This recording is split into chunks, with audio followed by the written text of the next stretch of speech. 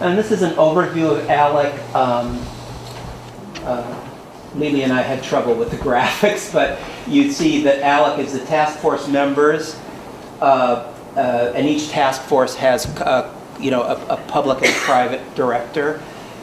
In education, we'll get to that in a minute, the state legislators and corporate members. And then you have these various venture philanthropists, think tanks. A lot of the state policy networks, think tanks, are connected to ALEC, and in fact, there is a very strong relationship between ALEC and the state policy network. In fact, I may be wrong about that, but I think when the voter ID thing blew up in ALEC's face, they just passed that on to the state policy networks to get it off their books and on to somebody else. But somebody else, just because ALEC's got rid of something doesn't mean others aren't then taking that over. And then you have various trade organizations. The National Rifle Association was the co-director of the Elections and Safety Task Force when those laws were passed. The Stand Your Ground law, for example, is a direct result of the National Rifle Association's influence. So this is the actual education task force, co-chairs K-12 Inc.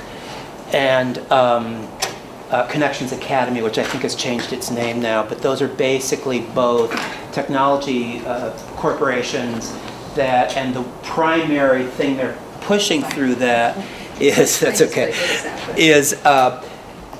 a virtual school. So the big education task force policy initiative in ALEC, at least, is virtual schools and online education. And the idea behind a lot of the model laws in education is to get states to fund virtual schools at the same rate they're funding brick and mortar schools. That would be their wish list, right? That they would get the same funding and that they wouldn't have to build the gymnasiums and the chemistry labs and all that expensive stuff, but they would essentially get state allocations of funding through virtual schools. So, it looks like you're gonna be seeing a lot around virtual schools in the next few years, and we are already to some extent, particularly in rural areas.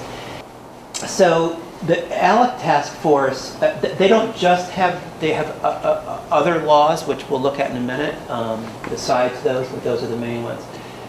Venture philanthropists, the state legislators, trade associations, and I can't see this too well, but the for-profit education industry partners for the education task force are, as you might expect, Sylvan Inc. and Kaplan Inc., and Connections Academy, and Wireless Generation, Scantron, Dell Inc., K-12 Inc., etc. So corporations, Pearson, I imagine, is in there somewhere as well.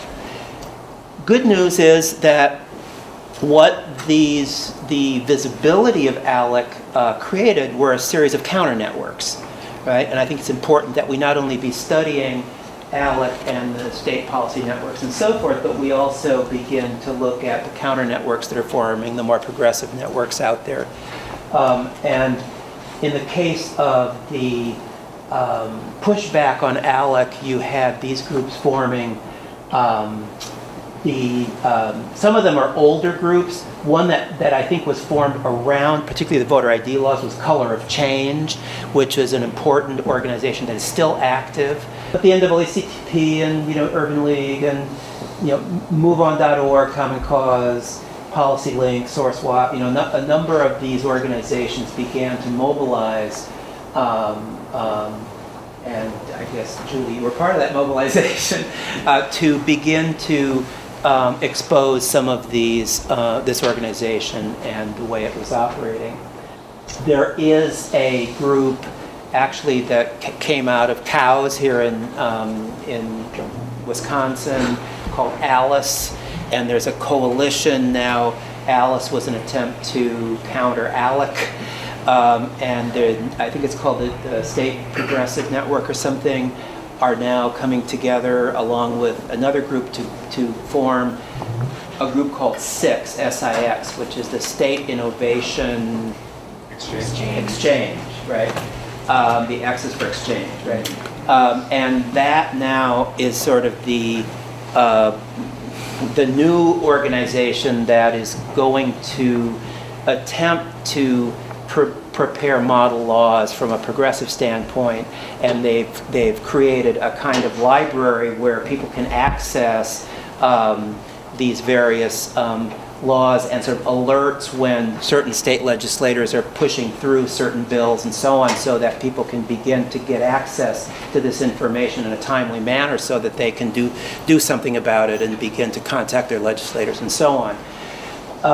It's an interesting, the problem with these counter networks, it remains to be seen whether they're going to be sort of ad hoc, in response to, or whether they can actually create some system of sustainability. The strength of ALEC, of course, is that it's membership driven, so it has an ongoing stream of revenue that sustains it over time. It remains to be seen how these groups manage to sustain themselves and what kind of revenue they're able to acquire.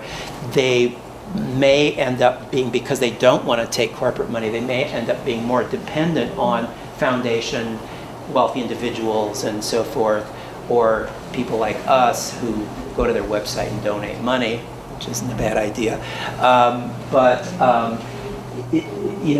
We'll see whether they can have the same kind of influence as ALEC and the state policy networks.